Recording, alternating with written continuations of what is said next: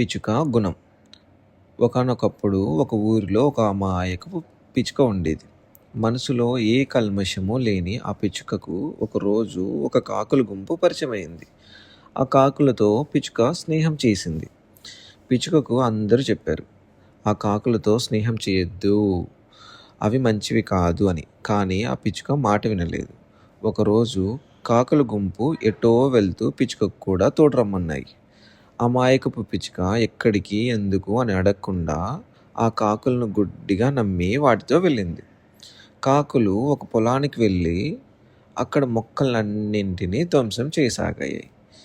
పిచుక నిస్సహాయకంగా ఏమి చేయాలో తెలియక అటూ ఇటూ గెంతుతూ ఉంది.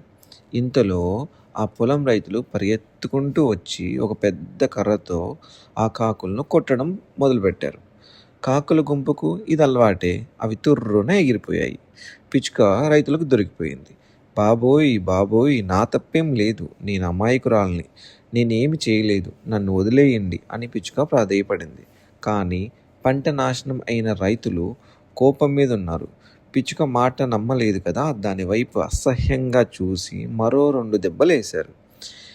సో ఇతరులు మన మిత్రులను చూసి మన గుణం ఏమిటో నిర్ధారించుకుంటారు. అందుకే మనం మంచిగా ఉన్న మన స్నేహితులు చెడ్డవారైతే మనం కూడా చెడ్డవాళ్ళమే అనుకుంటారు.